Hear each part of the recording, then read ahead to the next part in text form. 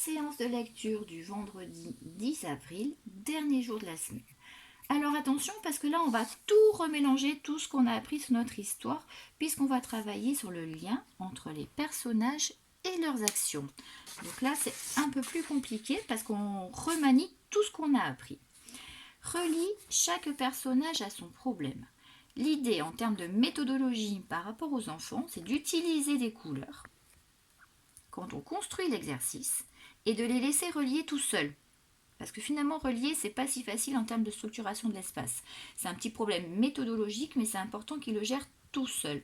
Donc d'abord avec les enfants, on explique, on entoure et on les laisse se débrouiller pour relier.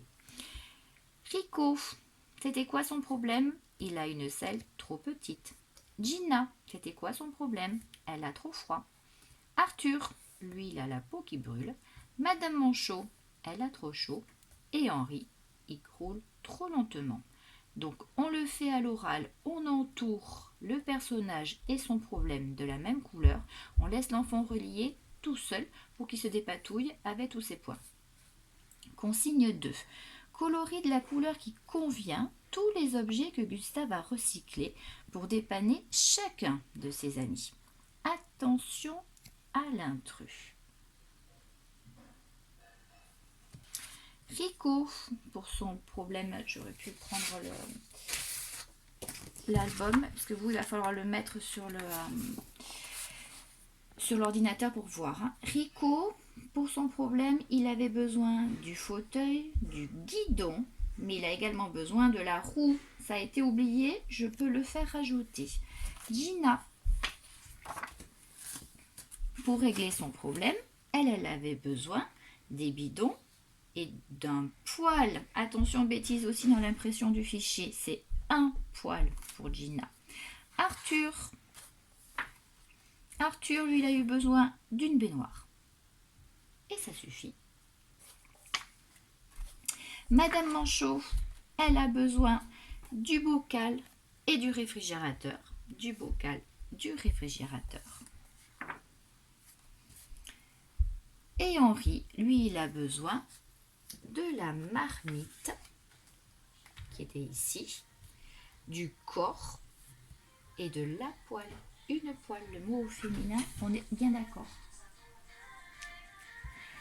Alors, attention à l'intrus. J'ai pas bien compris la consigne parce que je ne trouve pas un intrus. Moi, il me reste 2 objets. Ce sont les objets qui restent et qui serviront à Gustave pour son problème à lui.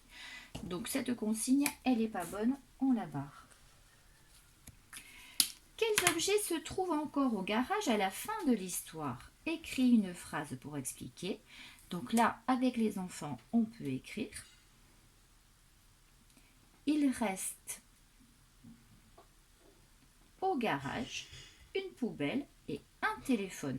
Mais c'est pas très précis comme consigne parce qu'on ne sait pas si c'est à la fin de l'histoire quand Gustave s'en va ou à la fin de l'histoire quand il n'a plus de clients. Si on regarde la consigne 2, il nous reste les 2 objets dont aura besoin Gustave. Si on regarde la fin de la journée quand Gustave s'en va, il ne reste plus rien. Donc les 2 interprétations sont recevables. Donc ça dépend de ce que les enfants ont vraiment compris. Donc on peut écrire « Il reste une poubelle et un téléphone » ou alors « Il ne reste rien du tout ». Donc là c'est à vous de choisir en fonction de la compréhension de votre enfant. Lis chaque étiquette et observe les illustrations. Explique en quoi les étiquettes sont des indices. On avait bien vu, Gustave il se salit, c'est un marqueur de temps. Plus la journée passe, plus Gustave est sale. Donc là, il faut reprendre le diaporama et montrer ça aux enfants. Les repas de Gustave, on l'avait déjà observé. Gustave est arrivé avec son thermos et puis Gustave a pris son café et puis Gustave, alors attendez, hop, a pu manger son sandwich et puis Gustave, toujours pas son goûter, a pu enfin croquer sa pomme. Donc oui, on voit que la journée défile grâce au repas de Gustave. Les oiseaux sur le toit, on l'a expliqué tout à l'heure. Chaque fois qu'un oiseau est caché, il donne un indice à Gustave pour savoir quel objet va être utilisé. Une fois que son objet est parti, il rejoint les copains sur le toit. Et le ciel, la lumière, puisque ça c'est le marqueur de temps le plus compréhensible pour les enfants, la journée qui passe, le ciel qui s'assombrit, les lumières qui s'allument. Alors là, celui-là est compliqué.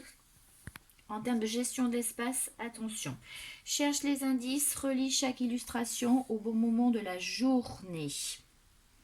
Donc, on se sert de ce qu'on a compris. On a dit d'abord les repas de Gustave. J'ai mon café de thermos qui n'était pas ouvert. J'ai ma pomme, j'ai mon sandwich. Ça m'aide à savoir à quel moment de la journée. J'ai également les oiseaux sur le toit. J'en ai pas. J'en ai un, j'en ai deux, j'en ai trois, j'en ai quatre, j'en ai cinq. Journée bien remplie. J'ai également les lampadaires qui s'allument quand c'est la fin de ma journée, quand c'est le soir. Donc là, une fois qu'on a répété à nouveau tous les indices du temps, on peut commencer à relier. Ça, c'est compliqué parce que j'ai des points partout. Donc je vais chercher le point qui est le plus près pour moi pour faire un travail propre. Consigne 4, écrit pour indiquer si c'est le matin ou le soir. On pose la compréhension fine. C'est une belle journée pour se mettre au boulot. Quand est-ce qu'il a pu dire ça, Gustave? Forcément le matin, puisqu'il commence. Il reste à Gustave une dernière chose à faire, prendre une douche. Donc là, on a compris que quand il est tout cracra, c'est le soir. Sa journée est terminée. Quelle journée! Gustave n'a pas manqué de se salir. Bah oui, il a bien travaillé. C'est effectivement le soir.